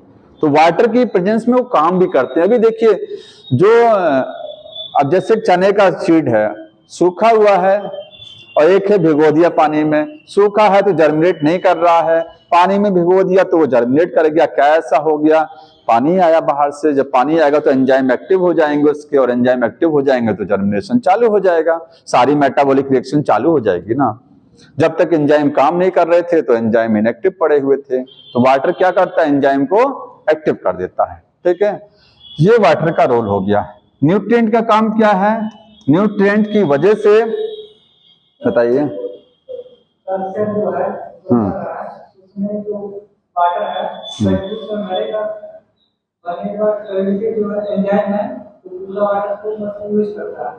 अरे एंजाइम का काम होता है मेटाबॉलिक रिएक्शन को चलाना। जब तक एंजाइम काम नहीं करेंगे तब तक सेल में मेटाबॉलिज्म नहीं चलेगा, कोई रिएक्शन नहीं चलेगा, और रिएक्शन नहीं चलेगा तो सेल में एनर्जी नहीं बनेगी, ठीक है। एक्टिवेट करने के लिए वाटर। न्यूट्रिएंट का काम क्या है, सेल के अंदर ग्रोथ कराना। जैसे सेल में जो प्रोटोप्लाज्म, जानते हैं सेल में जो साइटोप्लाज्म होता है, तो साइटोप्लाज्म में प्रोटीन होती हैं, कार्बोहाइड्रेट, फैट होते हैं। ये सारी चीजें कैसे बनती हैं, न्यूट्रिएंट। जब प्लांट जमीन से न्यूट्रिएंट खींचता है मिट्टी से, तो आपको एक मिनरल न्यूट्रिशन एक चैप्टर दिया हुआ था, हट गया। अगर कहा जाए क्लोरोफिल किससे बनता है, तो क्लोरोफिल आयरन से बनता है और मैग्नीशियम से बनता है, क्लोरीन से बनता है, ठीक है। बहुत सारे एंजाइम है, उनको काम करने के लिए एलिमेंट चाहिए। तो सॉइल से जो न्यूट्रिएंट खींचे जाते हैं उनका काम क्या है, उनसे प्रोटीन बनेगा, उनसे कार्बोहाइड्रेट बनेंगे, ठीक है, उनसे लिपिड बनेगा। और वही सारी चीजें कहाँ रहती हैं, सेल के प्रोटोप्लाज्म में रहती हैं। तो आप कह सकते हैं न्यूट्रिएंट प्रोटोप्लाज्म को ग्रो कराता है, maintain the protoplasm, protoplasmic growth. Nutrient से क्या होता है, प्रोटोप्लाज्मिक ग्रोथ होती है। या ऐसे कह सकते हैं कार्बोहाइड्रेट, फैट, प्रोटीन सिंथेसिस होती है। अगर सॉइल में न्यूट्रिएंट नहीं रहेंगे तो प्लांट में ग्रोथ नहीं होता, क्योंकि कोई भी चीज बनेगा ही नहीं। कार्बोहाइड्रेट, फैट, प्रोटीन जो बनता है, प्रोटीन सिंथेसिस से बनता है। फोटोसिंथेसिस में कार्बोहाइड्रेट बनता, जानते ही हैं। तो न्यूट्रिएंट नहीं रहेंगे तो कैसे फोटोसिंथेसिस चल जाएगी, नहीं चलेगा ना। ऑक्सीजन का रोल क्या है, जो रोल हमारी बॉडी में ऑक्सीजन का है वही प्लांट में है। क्या रोल है ऑक्सीजन का, एनर्जी बनाना। हम लोग सांस क्यों लेते हैं, हम लोग सांस लेते हैं एनर्जी बनाने के लिए, क्योंकि ऑक्सीजन जो ली जाती है वो क्या होती है, ग्लूकोज के साथ जब रिएक्ट करती है तो क्या बनाता है, carbon dioxide, water plus energy बनता है ना। तो फूड को ऑक्सीडाइज करने के लिए क्या चाहिए, ऑक्सीजन चाहिए। तो ऑक्सीजन का रोल केवल इतना है, एनर्जी फॉर्मेशन, एनर्जी फॉर्मेशन, ठीक है। टेम्परेचर का रोल क्या है, हाँ, CO2 रिलीज कराना नहीं। टेम्परेचर क्या करता है, जो काम हमने लिखा ना एंजाइम वाला, वाटर की वजह से एंजाइम एक्टिव होता है, वाटर नहीं रहेगा एंजाइम इनएक्टिव। टेम्परेचर भी वही काम करता है। फ्रिज में खाना रखने पर खराब नहीं होता है, क्यों नहीं होता है, क्योंकि टेम्परेचर इतना कम रहता है, 5 से 6 डिग्री रहेगा कि जो उसमें खाने में अगर जो भी बैक्टीरिया गए होंगे बेचारे कुछ नहीं कर पाएंगे, कोई भी चीज बना, कोई भी हार्मफुल सब्सटेंस बना ही नहीं पाएंगे। कोई एंजाइम उनका काम ही नहीं कर रहा है बैक्टीरिया का कि कुछ बना भी पाए, कुछ नुकसान करें खाने को, नहीं कर पाते हैं। तो टेम्परेचर क्या करता है, एंजाइम की एक्टिविटी को चलाता है। टेम्परेचर बहुत ज्यादा हो गया एंजाइम खराब, टेम्परेचर बहुत कम हो गया एंजाइम इनएक्टिव। एक प्रॉपर टेम्परेचर होता है इस पर एंजाइम अच्छे से काम करते हैं। वो टेम्परेचर कितना होता है, 30 से 40 डिग्री टेम्परेचर। इसके बीच में अगर टेम्परेचर है तो एंजाइम बढ़िया से काम करेंगे। जैसे हमारी बॉडी का टेम्परेचर कितना होता है 37 इसके बीच में आता नहीं। तो ये रेंज है टेम्परेचर की, ये प्लांट के लिए भी यही रेंज है। अगर बहुत ज्यादा टेम्परेचर हो जाएगा तो प्लांट जो है सूख क्यों जाता है? बहुत सारे कारण है उसके। एक तो पानी कम पड़ने लगता है सॉइल में, दूसरा क्या है इतना तापमान हो रहा है कि उसके एंजाइम खराब होने लग रहे हैं, ठीक है।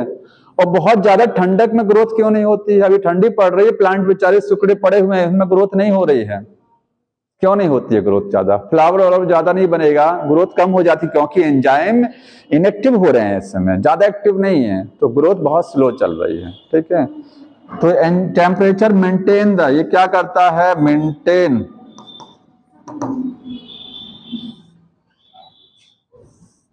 लिखेंगे, रिक्वायर है, रिक्वायर फॉर एंजाइमेटिक एक्टिविटी। ये एंजाइम की एक्टिविटी के लिए टेम्परेचर जरूरी है, ठीक। हाँ बताइए, कोई समस्या हो तो। लाइट का रोल क्या है? लाइट क्या करती है? फोटोसिंथेसिस, ठीक है। और क्या करती है? एक होता है फोटोट्रॉपिज्म। लाइट की डायरेक्शन में प्लांट क्या होता है? बेंड कर जाता है। 10th से पढ़ते चले आ रहे होंगे, पढ़े ना। जिधर से लाइट आती है उधर ही प्लांट का स्टेम क्या कर जाएगा? मुड़ जाएगा, बेंड कर जाएगा। उसको बोलते हैं फोटोट्रॉपिज्म। उसमें ऑक्सीजन का रोल होता है। तो लाइट की वजह से क्या होता है? लाइट से बोलेंगे, लाइट एक फैक्टर है जो क्या करेगा। देखिए लाइट के कई काम हैं। लाइट में फोटोसिंथेसिस भी अफेक्ट होती है, फोटोसिंथेसिस। एक चीज और समझिए, लाइट से टेम्परेचर भी तो जनरेट होता है ना। लाइट से ही क्या जनरेट होता है? टेम्परेचर। तो लाइट बहुत ज्यादा है तो फिर एंजाइम काम नहीं करेंगे, क्योंकि फिर टेम्परेचर बहुत ज्यादा हो जाएगा, तो फिर एंजाइम बेचारे खराब हो गए, ठीक है। और लाइट नहीं आ रही है तो टेम्परेचर फिर बहुत स्लो हो जाता है। तो लाइट जो है टेम्परेचर को भी अफेक्ट करती है, लेकिन अगर कहेंगे फोटोसिंथेसिस को अफेक्ट करती है। और किसको? लाइट से फोटोट्रॉपिज्म होती है। फोटोट्रॉपिज्म, फोटोट्रॉपिज्म का मतलब लाइट की डायरेक्शन में स्टेम का बेंड हो जाना, फोटोट्रॉपिज्म। और क्या होता है लाइट से? एक चीज और होती है, फ्लावरिंग। लाइट के ड्यूरेशन से, लाइट का कितनी देर तक लाइट पड़ रही है इसका भी इफेक्ट होता है। कितनी देर तक प्लांट पे लाइट पड़ी ये भी मायने रखती है, कितनी देर तक पड़ रही है। इसके बेसिस पर 3 तरीके के प्लांट आप पढ़ेंगे, short day plant, long day plant और डे न्यूट्रल। जो प्लांट ऐसे होते हैं जिनको बहुत देर तक लाइट चाहिए, खासकर गर्मी वाले पौधे जो होते हैं। गर्मी वाले पौधे का मतलब जो समर में ग्रो करते हैं, उनको 11 घंटे से ऊपर की लाइट चाहिए, ठीक है। वो लॉन्ग डे प्लांट होते हैं, उनको दिन ड्यूरेशन लाइट बहुत ज्यादा देर तक चाहिए। और जो ठंडक वाले प्लांट हैं वो क्या हैं? शॉर्ट डे हैं, उनमें क्या है? लाइट का ड्यूरेशन कम चाहिए। और कुछ प्लांट ऐसे होते हैं इनको लाइट से लेना देने, कितनी देर तक लाइट पड़ रही कोई मतलब ही नहीं है, वो फ्लावर बनाएंगे। तो फ्लावरिंग के लिए भी जरूरी है, लाइट का ड्यूरेशन महत्व रखता है किसमें? फ्लावरिंग के लिए। अगर लाइट कम पड़ जाएगी तो फ्लावरिंग नहीं होगी। किसमें? समर वाले प्लांट में, क्योंकि समर वाले प्लांट को लाइट का ड्यूरेशन बहुत ज्यादा देर तक चाहिए। लाइट का ड्यूरेशन घट जाएगा उनके लिए तो फ्लावरिंग नहीं कर पाएंगे वो। तो फ्लावरिंग के लिए जरूरी, ये फैक्टर हो गए इतने आपके।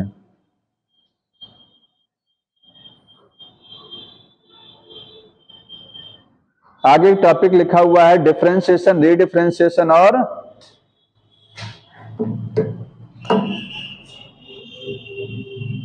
हाँ, ये 3 टर्म है। मैं आपको जब एनाटॉमी बता रहा था तो समझा रहा था, आपको समझ में आएगा, फिर से देख लीजिए। एक है डिफरेंशिएशन और दूसरा टर्म है डी डिफरेंशिएशन। डी डिफरेंशिएशन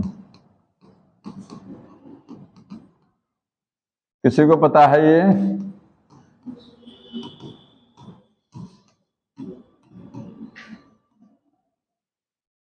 जानकारी किसी को? भूल गए सब? डिफरेंशिएशन समझते हैं? मैचुरेशन आप कह सकते हैं। मेरिस्टेमेटिक टिश्यू से, मेरिस्टेमेटिक टिश्यू से क्या बनना? परमानेंट टिश्यू बनना, परमानेंट होना, इसी को क्या बोलेंगे? डिफरेंशिएशन। मेरिस्टेमेटिक टिश्यू में जब सेल डिवीजन क्षमता बंद हो जाती है तो क्या बन जाता है? परमानेंट टिश्यू बन जाता है। इसी को बोलते हैं डिफरेंशिएशन या मैचुरेशन होना। ठीक है, पैरेन्काइमा, कोलिनकाइमा, स्क्लेरेन्काइमा बनता कहां से बनता है? सब एक मेरिस्टेमेटिक टिश्यू से बनता है। ठीक है, यही क्या है? डिफरेंशिएशन होना, मेरिस्टेमेटिक से परमानेंट। मैंने एरो बना दिया है, आप समझ जाएंगे इस तरीके से। डी डिफरेंशिएशन क्या है? क्या आपको लगता है कि मेरिस्टेमेटिक से परमानेंट बन गया तो डिवाइड नहीं करेगा? कभी कभी ये डिवाइड कर सकता, कुछ विशेष परिस्थितियों में डिवाइड करेगा, फिर से मेरिस्टेमेटिक हो जाएगा। ये सारा परमानेंट टिश्यू नहीं, प्लांट की बॉडी में जितना भी परमानेंट बनता है उसमें से कुछ परमानेंट टिश्यू जरूरत पड़ने पर फिर से मेरिस्टेमेटिक हो जाता वापस। तो इसी को डी डिफरेंशिएशन क्या है? ये है परमानेंट से, परमानेंट टिश्यू से क्या बनना? वापस मेरिस्टेमेटिक बनना, मेरिस्टेमेटिक बनना। ठीक है, इसी को बोलते हैं डी डिफरेंशिएशन। तो फिर से देख लीजिए, मेरिस्टेमेटिक टिश्यू से क्या बनता है? परमानेंट, और जरूरत पड़ने पर परमानेंट से फिर क्या हो जाता है? मेरिस्टेमेटिक। अब मेरिस्टेमेटिक से फिर क्या बनेगा? अब फिर बनेगा एक बार परमानेंट। ठीक है, दो बार परमानेंट बन सकता, तीसरी बार नहीं बनेगा। एक बार तो परमानेंट बन ही गया, यहां से फिर से मेरिस्टेमेटिक हो गया। अब फिर एक बार परमानेंट जब बनेगा, दोबारा से बनेगा, तो उसको बोलेंगे री।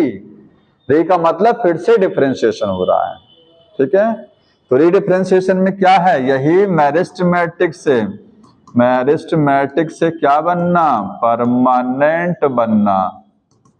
लेकिन ये मेरिस्टेमेटिक टिश्यू कौन सा है? सेकेंडरी है, ये पहले वाला नहीं है, शुरुआत वाला ये वाला है।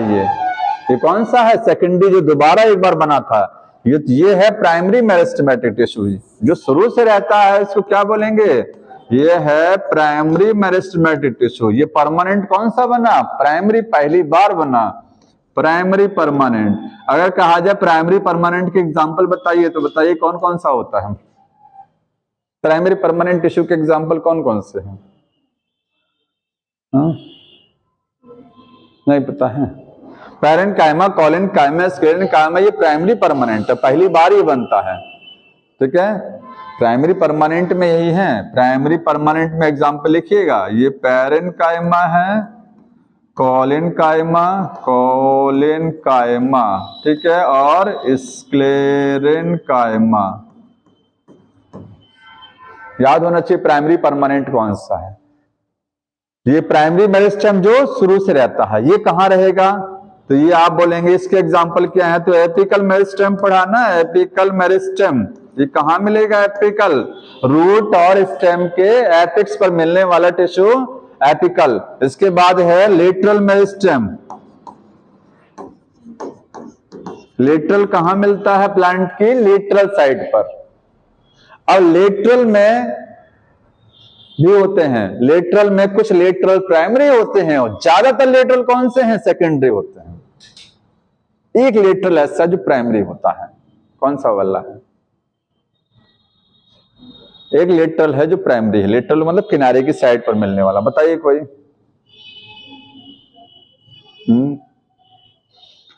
वेस्कुलर कैम्बियम में होता, देखने को मिलता। आप बताइए, वेस्कुलर कैम्बियम में मिलेगा वो? इंटरफेसिकुलर कैम्बियम के इंट्राफेसिकुलर कैम्बियम? इंट्रा वाला जो जाइलम फ्लोएम के बीच में रहता है, वो शुरू से रहता है, वो कैम्बियम है। कैम्बियम का मतलब वो डिवाइड करेगा, तो मेरिस्टेमेटिक है। ठीक है, लेटरल मेरिस्टेम में इंट्राफेसिकुलर वाला, इंट्राफेसिकुलर कैम्बियम, ये क्या है? ये प्राइमरी मेरिस्टेम है ये। ठीक है, ये शुरू से रहता है और अंतिम समय तक रहता है। तो प्राइमरी से प्राइमरी परमानेंट बन गया। अब प्राइमरी परमानेंट से क्या बन गया? मेरिस्टेम। तो ये प्राइमरी परमानेंट था, प्राइमरी वाला परमानेंट, इससे दोबारा मेरिस्टेमेटिक बना। अब ये कौन सा बोला जाएगा? सेकेंडरी मेरिस्टेम, सेकेंडरी मेरिस्टेम बोलेंगे। ठीक है, परमानेंट से वापस क्या बनना? मेरिस्टेमेटिक। इसका एग्जांपल बताइए कोई। जो कैम्बियम की रिंग याद आ रही है ना, ये वेस्कुलर बंडल जाइलम और फ्लोएम के बीच में, ये कैम्बियम जो शुरू से था, ये कौन सा था? इंट्रा। अब ये कैम्बियम जो बीच में ये वाला कैम्बियम जो दिखा रहे हैं, ये बाद में बनता है ये, और किससे बनता है ये? पैरेन्काइमा से। और पैरेन्काइमा कैसा टिश्यू है? परमानेंट है। अरे भाई, ये पिथ बोलते थे इसको, एनाटॉमी में याद आ रहा होगा। और ये मेडुलरी रेज बोलते थे ना, मेडुलरी रेज। तो मेडुलरी रेज किस सेल टिश्यू का बना है? पैरेन्काइमा। तो बोलते थे कि इसकी यहाँ वाली सेल क्या हो जाती है? फिर से है तो परमानेंट है, लेकिन क्या हो जाती है? फिर से मेरिस्टेमेटिक हो जाती हैं। ये वाली सेल मेरिस्टेमेटिक हो जाती है और क्या बनाती है? कैम्बियम। कौन सा कैम्बियम? इंटरफेसिकुलर। दो वेस्कुलर बंडल के बीच में है तो इंटर है, जाइलम एक ही वेस्कुलर बंडल के अंदर है तो इंट्रा है। क्योंकि जाइलम और फ्लोएम का ग्रुप क्या बोला जाता है? Vascular bundle. इसके अंदर है इंट्रा। इंटर का मतलब होता है बिटवीन टू, इंट्रा का मतलब होता है विद इन सेम, एक ही के अंदर, इंट्रा। तो ये इंटरफेसिकुलर था। कौन सा बनेगा? एग्जाम्पल लिखेंगे, यही पूछा जाता है कि इंटरफेसिकुलर कैम्बियम बताइए कौन सा, किस प्रोसेस से बनता है? डी डिफरेंशिएशन से।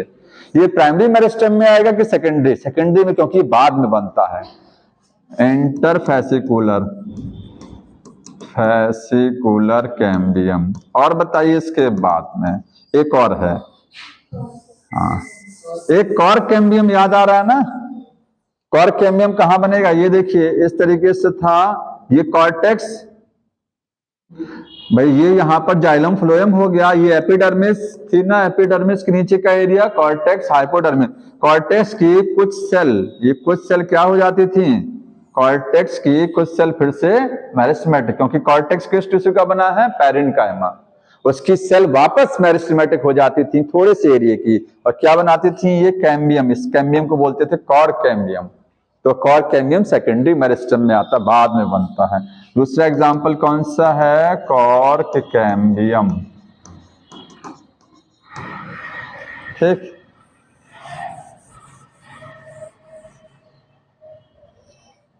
याद रखिए, डाइकोट में बनेगा मेरिस्टेम। ये वाला कहां बनेगा? डाइकोट में, मोनोकोट में नहीं बनता ये सब। ठीक है। रीडिफरेंशिएशन का मतलब इनसे, ये जो सेकेंडरी मेरिस्टेम बना, इससे क्या बनना? फिर से परमानेंट बनना। तो बताइए, इंट्राफेसिकुलर कैम्बियम है, इंटर के साथ जुड़ के क्या बनाता है? कैम्बियम की रिंग। और जब वो कैम्बियम की रिंग डिवाइड करती है तो बाहर की साइड में क्या बनाती है? जाइलम बनेगा ना, कि फ्लोएम? फ्लोएम बनेगा। अंदर की साइड में जाइलम। अब एक फ्लोएम बनेगा, सेकेंडरी फ्लोएम, अंदर जाइलम बनेगा, सेकेंडरी जाइलम, फिर सेकेंडरी फ्लोएम, फिर सेकेंडरी जाइलम, बनता है ना। तो सेकेंडरी फ्लोएम और सेकेंडरी जाइलम का बनना, वो क्या है?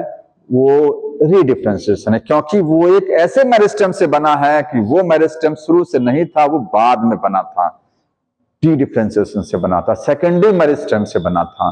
तो ये मेरिस्टेम, सेकेंडरी मेरिस्टेम को 2 डिग्री भी बोल सकते हैं। 2 डिग्री मेरिस्टेम से एक परमानेंट बनना, ये परमानेंट कौन सा है? सेकेंडरी वाला है।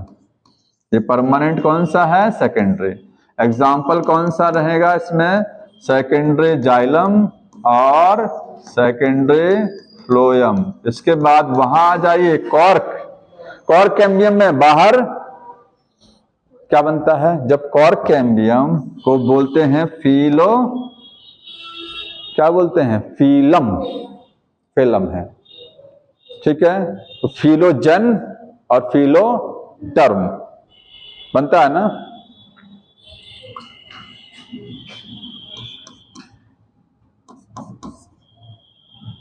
यहां लिखेंगे फिलोडर्म, फिलोडर्म।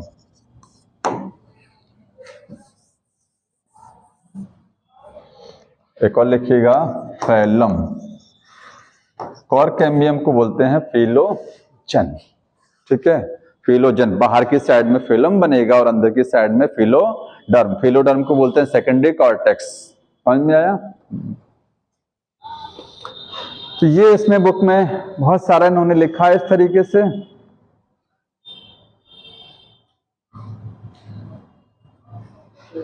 हाँ बताइए, कुछ कह रहे हैं? हाँ, अब वही समझाने जा रहे हैं। अब आपको एक चीज समझ में आई है कि ग्रोथ क्या है और डिफरेंशिएशन क्या है। डिफरेंशिएशन समझ रहे हैं ना? डिफरेंशिएशन का मतलब सेल जब मेच्योर हो जाती है तो उसको क्या बोलते हैं? डिफरेंशिएशन होना। डेवलपमेंट दो चीजों से मिलकर बना है, ग्रोथ और डिफरेंशिएशन। डेवलपमेंट में दो चीजें होती हैं, ग्रोथ और डिफरेंशिएशन। हमको एक चीज समझना है, बहुत इंपॉर्टेंट है, लिखिएगा, डिफरेंशिएशन इज, जो डिफरेंशिएशन है ओपन है। कैसा होता है? ओपन। ओपन समझते हैं, जिसका कोई मतलब फिक्स नहीं है। जो चीज फिक्स नहीं होती है वो होती है ओपन। जैसे प्लांट में ग्रोथ जो होती है वो फिक्स नहीं होती है, कब तक हो। एनिमल्स में तो ग्रोथ फिक्स होती है, कितनी साल तक होगी, लेकिन प्लांट की ग्रोथ फिक्स नहीं है, इसलिए इसको बोलते हैं इनडिटर्मिनेट ग्रोथ। और एनिमल्स में होती है डिटर्मिनेट, ठीक है। हाँ, और उसी इनडिटर्मिनेट को ही बोलते हैं ओपन। प्लांट में ग्रोथ कैसी होती है? ओपन ग्रोथ होती है। ऐसे ही डिफरेंशिएशन जो है ये ओपन है, इसकी कोई सीमा नहीं है, कोई बाउंड्री नहीं है। नो बाउंड्री लिख सकते हैं, नो बाउंडेशन, कोई बाउंडेशन नहीं है, कोई बाउंड्री नहीं है इसमें। कैसे? देखिए, दो चीजों की वजह से नहीं है। पहला लिखेंगे, यहां रीजन लिख रहे हैं। पहला, डिफरेंशिएशन में मेरिस्टेमेटिक टिश्यू से कोई भी परमानेंट, क्योंकि डिफरेंशिएशन में हम लोग इतना ही जानते हैं कि मेरिस्टेमेटिक टिश्यू से क्या बनता है? एक परमानेंट टिश्यू बन जाता है। परमानेंट टिश्यू का बनना ही, इसको क्या बोलते हैं? डिफरेंशिएशन बोलते हैं ना। सेल डिफरेंशिएट कर गई। जैसे ऐसे समझिए, एक घर में 4 लोग हैं, ठीक है, और सब एक ही जगह रह रहे हैं। एक माँ बाप के 4 बच्चे, शुरुआत में सब एक जैसे। अब वो अलग अलग जाकर के अलग अलग काम करने लगे, कुछ दूसरा काम कर रहा, कुछ अलग काम कर रहा, इसका वर्क, सभी का वर्क अलग अलग। तो बोलेंगे सब डिफरेंशिएट कर गए, सबकी लाइन अलग हो गई, लेंथ अलग हो गई। डिफरेंशिएटर का मतलब होता अलग अलग होना। किसके आधार पर? या तो संरचना के आधार पर अलग हो जाए, सबकी बनावट अलग हो जाए, या सबका काम अलग हो जाए। कैसे? मेरिस्टेमेटिक टिश्यू सबको पता है ना, मेरिस्टेमेटिक टिश्यू की सारी सेल एक जैसी होती कि नहीं होती हैं? क्या छोटी बड़ी सेल होती हैं? मेरिस्टेमेटिक टिश्यू जो टॉप पर होता है, रूट स्टेम की, उसकी सारी सेल एक जैसी होती हैं, उसमें कोई छोटा बड़ा सेल नहीं बोलेंगे, एक जैसी सेल है। सभी एक जैसा काम भी करती हैं, एक जैसी स्ट्रक्चर भी, एक जैसा फंक्शन। लेकिन इसी मेरिस्टेमेटिक टिश्यू से जब परमानेंट बनता है तो परमानेंट बना कितने तरीके का? पैरेन्काइमा, कॉलिन्काइमा, स्क्लेरेन्काइमा, 3 तरीके का बन गया। अब इनकी संरचना भी, क्योंकि पैरेन्काइमा की जो सेल होती है वो सेल और मेरिस्टेमेटिक की सेल में बड़ा डिफरेंस होता है। कॉलिन्काइमा की जो सेल होंगी वो इसकी तरीके से नहीं होंगी, ठीक है। स्क्लेरेन्काइमा की सेल इसकी तरीके से नहीं, मतलब बने सब मेरिस्टेमेटिक से है, लेकिन सब सेल क्या है? अलग अलग होगी जाकर के बाद में, और सबके काम अलग अलग हो गए। इसका काम अलग, इसका अलग, इसका अलग। तो एक कॉमन टिश्यू से सब बना है, ठीक है, और सबकी स्ट्रक्चर बदल गया, सबका फंक्शन बदल गया, तो आप कहेंगे वो डिफरेंशिएट हो गए, सब अलग अलग हो गई। इसकी जो सेल थी, ठीक है, इसमें से कुछ सेल क्या की? ये वाला टिश्यू बना ली, कुछ क्या की? ये वाला, कुछ ये वाला। शुरुआत में सब एक जैसा था। तो डिफरेंशिएशन का मतलब होता अलगाव हो जाना, अलग हो जाना, ठीक है। एक कॉमन चीज से सब अलग अलग हो गए। जो परमानेंट टिश्यू बनता है वो किससे बनता है? डिफरेंशिएशन से बनता है, ठीक है। तो डिफरेंशिएशन से बनता है, इतना समझ गए। हम करें डिफरेंशिएशन ओपन होता है। ओपन का मतलब कोई फिक्स नहीं है कि मेरिस्टेमेटिक से हमेशा परमानेंट जो पैरेन्काइमा ही बनेगा, कॉलिन्काइमा भी बन सकता है, स्क्लेरेन्काइमा ऑप्शन है ना, ओपन है ना, एकदम कोई बाउंड्री नहीं है कि नहीं ये मेरिस्टेमेटिक हमेशा पैरेन्काइमा ही बनाएगा, कोई बाउंड्री फिक्स नहीं है। तो पहला रीजन लिखिएगा कि मेरिस्टेमेटिक, जो मेरिस्टेमेटिक टिश्यू है, टिश्यू में फॉर्म वो बना सकता है, में फॉर्म पैरेन्काइमा, पैरेन्काइमा, दूसरा है कॉलिन्काइमा और स्क्लेरेन्काइमा। और ये टिश्यू बनते किससे हैं? सब बाय डिफरेंशिएशन से बनते हैं ना। किससे बनते हैं? डिफरेंशिएशन से। तो इसीलिए कहा जा रहा है कि डिफरेंशिएशन ओपन है, डिफरेंशिएशन में कोई लिमिटेशन नहीं है, कुछ भी बना सकते हैं, कोई भी टिश्यू बन सकता है इनमें से जो दिए गए हैं, कोई फिक्स नहीं है, ठीक है, कि हमेशा पैरेन्काइमा ही बनाएगा। पहला पॉइंट हो गया कि ओपन क्यों है, ये हो गया रीजन इसका। दूसरा है कि डिफरेंशिएशन से जो टिश्यू बनते हैं उनकी कोई लोकेशन भी फिक्स नहीं होती है, कोई लोकेशन फिक्स नहीं है। ठीक है, पहला तो ये फिक्स नहीं है कि वो कौन सा टिश्यू बना लेंगे जाकर के, which type of tissue they will form is not fix, और वो कहां टिश्यू बनाएंगे ये भी फिक्स नहीं है। तो दूसरा लिखेंगे location, location of tissue form by differentiation, differentiation के द्वारा जो टिश्यू बनेंगे उनकी लोकेशन क्या है, नॉट फिक्स, वो फिक्स नहीं है। ठीक है, तो डिफरेंशिएशन में दो चीजें फिक्स नहीं होती, एक तो टाइप ऑफ टिश्यू फिक्स नहीं होता है, या लिख सकते हैं शॉर्ट फॉर्म में लिख लीजिए कि नॉट फिक्स, क्या फिक्स नहीं है। दो चीजें फिक्स नहीं थी, पहला था type of tissue, type of tissue fix नहीं था, और दूसरा उसकी लोकेशन फिक्स नहीं थी। ये शॉर्ट फॉर्म में समरी हो गया। ठीक है, यही आप ध्यान रखेंगे खाली, कौन सा टिश्यू बनेगा और कहां बनेगा वो नहीं। अब मैं कौन सा तो बता दिया, अब कहां देख लीजिए। कहां वाले में ऐसे है, जो कॉर्क कैम्बियम होता है, कॉर्क कैम्बियम, कॉर्क कैम्बियम क्या है, कैम्बियम है ना, वो डिवाइड करके हमेशा अंदर ही टिश्यू नहीं बनाता, वो बाहर भी बनाता है। फिक्स नहीं ना कि वो अंदर भी बनाएगा कि बाहर, अंदर भी बना सकता है और बाहर भी, अंदर की साइड में फिलोडर्म बनाएगा, बाहर की साइड में फिलम बनाएगा। ठीक है, कॉर्क कैम्बियम डिवाइड करता है, डिवाइड आउटसाइड भी डिवाइड करेगा और इनसाइड भी डिवाइड करेगा, इसलिए वो फिक्स नहीं है, लोकेशन दोनों जगह है। इसी तरीके से जो वैस्कुलर कैम्बियम अभी जो बताया, इंटर और इंट्रा वाला, वो उसका भी फिक्स नहीं, बाहर की साइड में डिवाइड करेगा तो बनाएगा सेकेंडरी फ्लोएम, अंदर की साइड में सेकेंडरी जाइलम, कोई फिक्स नहीं ना वो किधर डिवाइड करेगा। दूसरा लिखेंगे वैस्कुलर कैम्बियम, वैस्कुलर कैम्बियम भी डिवाइड करता है, डिवाइड आउटसाइड एंड इनसाइड। अब आपको पता है कि आउटसाइड डिवाइड करेगा तो क्या बनाएगा वो। तो दो चीजों की वजह से डिफरेंशिएशन जो होता है वो ओपन होता है।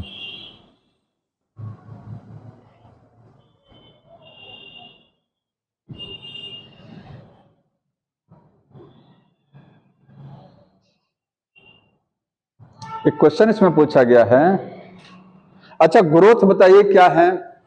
ठीक है, डिफरेंशिएशन हमेशा ओपन होता है, ऑलवेज ओपन। ठीक है, यहाँ लिखिएगा, यहाँ मैं लिख रहा हूं, अब नोट करके लिखिएगा कि डिफरेंशिएशन जो है, डिफरेंशिएशन क्या है, वो ओपन होता है, लेकिन जो ग्रोथ होती है, ग्रोथ क्या है, ओपन हमेशा होती है, जनरली ओपन ग्रोथ होती है।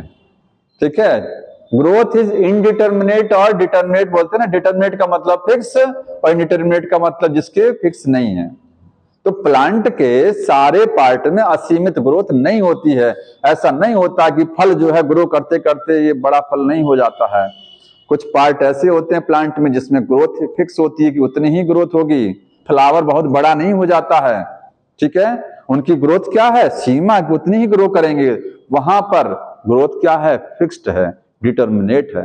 लेकिन कुछ पार्ट प्लांट में ऐसे होते हैं जो हमेशा ग्रो करते रहते हैं। प्लांट सूख भी जाता है तो देखते होंगे मेरिस्टेमेटिक टिश्यू क्या है, फिर वो सूख गया, उसके बाद में फिर थोड़ा सा उसमें साइड ब्रांच निकल गया, फिर वो हरा हो गया, कुछ दिन बाद हो जाता है ना। ठीक है, तो कुछ पार्ट में ऐसे होता है कि ग्रोथ क्या है, ज्यादातर पार्ट में ग्रोथ थ्रू आउट लाइफ होती है, लेकिन कुछ पार्ट में ग्रोथ क्या है, थ्रू आउट लाइफ नहीं होती है, सीमित समय तक होती है। तो आप बोलेंगे ग्रोथ जो जनरली क्या होती है, इनडिटर्मिनेट, फिक्स नहीं है, लेकिन सम टाइम वो डिटर्मिनेट होती है, मोस्टली इनडिटर्मिनेट है। ठीक है, तो ग्रोथ जनरली क्या है, जनरली जो है वो इनडिटर्मिनेट है, इनडिटर्मिनेट का मतलब ओपन है। ठीक है, इसकी कोई सीमा नहीं है कब तक वो ग्रो करेगा, बट सम टाइम वो क्या होती है, डिटर्मिनेट होती है। ठीक है, मतलब फिक्स्ड होती है। लिख लीजिएगा, फिक्स्ड का मतलब है फ्रूट की ग्रोथ फिक्स है। ठीक है, लीफ की ग्रोथ भी फिक्स होती है, लीफ बड़े बड़े होते होते बहुत बड़ी लीफ नहीं हो जाती है, उसकी एक लिमिट है कि वहीं तक ग्रोथ करेगा। लीफ हो गया, फ्लावर हो गया, ये लाइन लिखिएगा, ये पढ़ लीजिएगा इसमें। अब एक चीज बताइए, क्वेश्चन लिखा गया है ट्यूमर को क्या बोलेंगे जो ट्यूमर बन जाता है प्लांट में। एनिमल्स में भी ट्यूमर बनता है, प्लांट में भी हाँ, तो ट्यूमर में वो डी डिफरेंशिएशन है कि री है कि डिफरेंशिएशन है? ट्यूमर क्या है फिर? आखिर ट्यूमर किसी सेल में बनता है ना, जो सेल परमानेंट हो जाती है, ठीक है, वो डिवाइड नहीं करेगा, लेकिन उस सेल में फिर से डिवीजन वापस हो जाता है तो बोल जाते हैं वो सेल लगातार डिवाइड करने चालू हो गई। परमानेंट हो चुकी है, अब डिवाइड नहीं करेगा ना, लेकिन वो सेल फिर से क्या करने लगाती है, डिवाइड करना चालू कर जाती है, तो बोल देते हैं ट्यूमर बनने लग गया है। प्लांट में भी ट्यूमर बनता है, रूट में नोड्यूल्स बनते हैं, ट्यूमर बनता है। तो परमानेंट सेल है ना, पैरेन्काइमा टिश्यू में ट्यूमर बन रहा है, तो पैरेन्काइमा क्या है, परमानेंट टिश्यू है।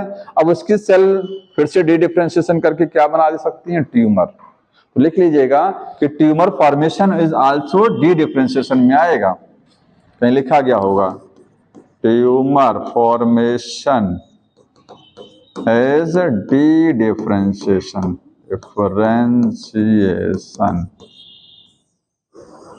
अच्छा बताइए, जैसे पैरेन्काइमा, मान लीजिए पौधे का ये रूट है, क्या है ये, रूट है, रूट में कौन सा टिश्यू ज्यादा होता है, पैरेन्काइमा, ठीक है। पैरेन्काइमा ये सेल है, पैरेन्काइमा बना किससे, किससे बना ये, मेरिस्टेमेटिक से, भाई परमानेंट टिश्यू है ना, पैरेन्काइमा क्या है, परमानेंट टिश्यू की सेल है, बना किससे होगा ये, मेरिस्टेमेटिक से तो बना होगा ना पैरेन्काइमा, तो डिफरेंशिएशन तो हुआ होगा तभी तो पैरेन्काइमा बना, डिफरेंशिएशन हो गया। अब ये पैरेन्काइमा सेल में क्या बनने जा रहा है, ट्यूमर, तो ट्यूमर बनने जा रहा है तो इसकी सेल क्या करेंगी, फिर से मेरिस्टेमेटिक हो जाएंगी और डिवाइड करेंगे डिवाइड करेंगे डिवाइड करेंगे। तो क्या ये सेल परमानेंट टिश्यू भी बनाएंगे कि खाली डिवाइड करेंगे, क्या इनमें रीडिफरेंशिएशन भी होगा, री नहीं होगा, लगातार वो केवल डिवाइड ही करे, परमानेंट बनाने का मौका नहीं होता, ट्यूमर में कहां परमानेंट बनता, फिर से नहीं, वो केवल डिवाइड ही करती रहती है, ठीक है। तो बन जाएगा एक mass of the cell, tumour में सेल लगातार डिवाइड करती हैं तो वो डी डिफरेंशिएशन में आएगा, री में नहीं आएगा। अगर वो फिर से डिवाइड करने के बाद फिर से एक बार परमानेंट बनाती हैं तो बोलते री डिफरेंशिएशन था, वो डी डिफरेंशिएशन वाला है।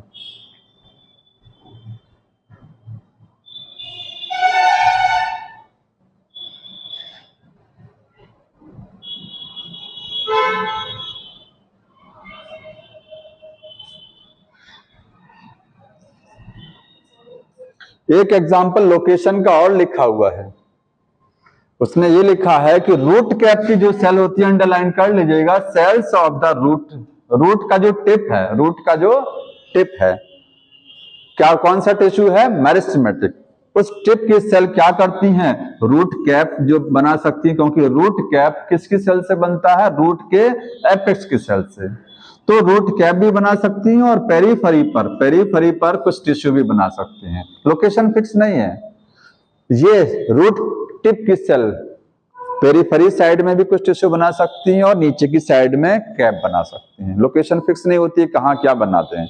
तो लिखा हुआ अंडरलाइन, इसको भी कर लीजिएगा।